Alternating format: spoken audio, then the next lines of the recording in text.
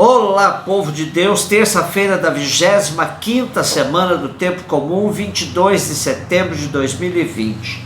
A nossa reflexão de hoje é a partir de Provérbios 21, de 1 a 6 e 10 a 13 e Lucas 8, de 19 a 21.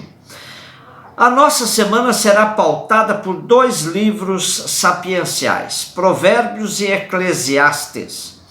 O nome completo do livro da nossa primeira leitura de hoje é Provérbios de Salomão.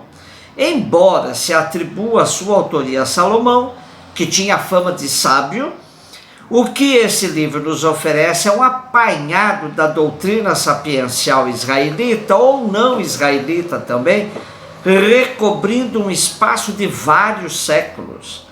É, portanto, uma coletânea de ditados populares e sapienciais recolhidos durante muitos anos. Na verdade, é comum identificar 8 coleções distintas de tamanhos diversos, 3 grandes e 5 menores. O conteúdo se assemelha ao do livro do Eclesiástico, e o nosso texto de hoje faz parte da segunda coletânea, que compreende do capítulo 10 até o 22:16 e consta de 375 provérbios individuais, que foram colocados sem obedecer a uma ordem, a um determinado esquema de composição. Como sintetizam os exegetas Selim e Forer, as sentenças manifestam uma autoestima pelo rei, tratam inúmeras vezes da maneira de ministrar a justiça e se referem à existência de um povo de agricultores, onde o contraste entre o rico e o pobre nos chama a atenção. Muitos provérbios dizem respeito às relações entre pais e filhos e mostram um alto conceito em relação à mulher. Abstraindo de seu aspecto religioso, a coleção se caracteriza de modo particular pelo fato de julgar o comportamento humano pelo critério do que agrada ou desagrada a Javé. É unicamente Javé quem dispõe da justa medida, e é por esta medida que ele examinará os corações, socorrerá os justos e castigará o perverso. Embora haja muitos provérbios que nos remetem ao período pré-exílico, é certo que a redação final de tudo é pós-exílica, por volta do século IV a.C. Destaquemos pela sua atualidade alguns dos provérbios do trecho de hoje. A prática da justiça e da equidade vale aos olhos do Senhor mais que os sacrifícios. Tesouros adquiridos pela mentira, vaidade passageira para os que procuram a morte. Quem se faz de surdo aos gritos do pobre não será ouvido quando ele mesmo clamar. A prática da justiça está acima do que qualquer prática religiosa. Aliás, se a prática religiosa não vier acompanhada pela justiça, de nada vale.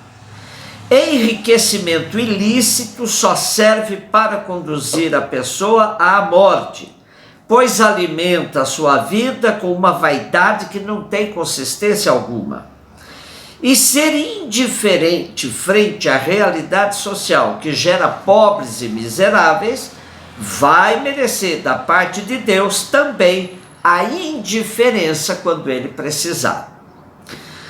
Lucas 8, de 19 a 21. Ouvindo os 3 versículos do Evangelho de hoje, a primeira impressão que se tem é de um desprezo de Jesus pela sua família de sangue. Vejamos, a mãe e os irmãos de Jesus foram procurá-lo, mas não podiam chegar a ele por causa da multidão. Foi-lhe avisado: tua mãe e teus irmãos estão lá fora e desejam ver-te. Ele lhes disse: minha mãe e meus irmãos são estes que ouvem a palavra de Deus e a observam. Jesus viveu focado no projeto do reino. E para quem tem essa opção existencial, a família de sangue fica mesmo em segundo lugar. Não significa que Jesus e seus seguidores não tenham apreço pela família, mas a prioridade é pela família do reino, constituída por gente de todas as raças, povos, famílias e nações. Pensemos hoje em nossa realidade familiar. Há muitos discursos de defesa da família, mas que são verdadeiramente hipócritas. Eu vou pegar um exemplo bem conhecido. Pensemos no atual mandante do país, cuja família, agora com a terceira companheira, reúne filhos das 3 relações. Com a primeira esposa, Rogéria Nantes Nunes Braga, teve 3 filhos, Flávio, Carlos e Eduardo. Com a segunda, Ana Cristina Vale, ficou por 10 anos e teve o 4º filho, Jair Renan. Com a atual, Michele de Paula Firmo Reinaldo, com quem se casou em 2007, em cerimônia celebrada por Silas Malafaia, teve uma única menina entre os filhos, a Laura. Ele fala muito de família, mas chama os filhos de 01, 02, 03, 04. E a última, a filha, ele diz que é filha de um descuido. Apresenta-se como católico romano, casado por um pastor. Portanto, quando você ouve falar e defender a família, veja quem fala e qual é o conceito de família que tem. Há regiões do país que apenas 10% das pessoas se casam na igreja. Os outros casais vivem juntos por um tempo. Depois se separam e voltam a formar outros pares temporários. É comum ouvir dizer que há famílias dos meus, teus e nossos. Isto é, os meus são os filhos de um dos parceiros, os outros filhos da outra parte, os nossos, os que nasceram da atual parceria. Quando passeamos pela Sagrada Escritura, topamos com vários tipos de família. É claro que um livro que demorou 1000 anos para ser escrito compreende várias culturas e diversas maneiras de se viver junto, procriar e constituir família. Como diz o cardeal Martini, a Sagrada Escritura não esconde os elementos negativos de crise presentes em tantas famílias. Na genealogia de Jesus, que abre o Evangelho de Mateus, famílias não exatamente exemplares são evocadas. E a genealogia de Jesus, segundo Lucas, que remonta a Adão, evoca grande número de casais em dificuldades, incompreensões entre irmãos ou entre filhos e pais.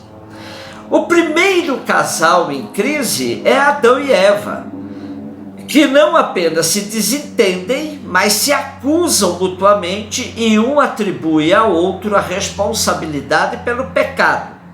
Assim, não conseguem ensinar os filhos a se amar, o que acaba por desembocar no dramático delito de Caim contra Abel. Na família de Noé, os filhos não sabem respeitar os pais. Abraão, por sua vez, é incapaz de estabelecer a paz ao seu redor, seja no que diz respeito a Sara e Agar, seja no que diz respeito ao seu sobrinho Ló, de quem deve separar-se. A família de Jacó é palco de sangrentas lutas dos irmãos contra José. Miriam e Arão se aliam para hostilizar o irmão Moisés. A família de Davi é primeiramente manchada por seu adultério e pelo homicídio, depois pela rebelião de Absalão, que se revolta contra o pai. Enfim, por todos os ódios, homicídios, vinganças familiares relatadas pelos livros dos reis e das crônicas.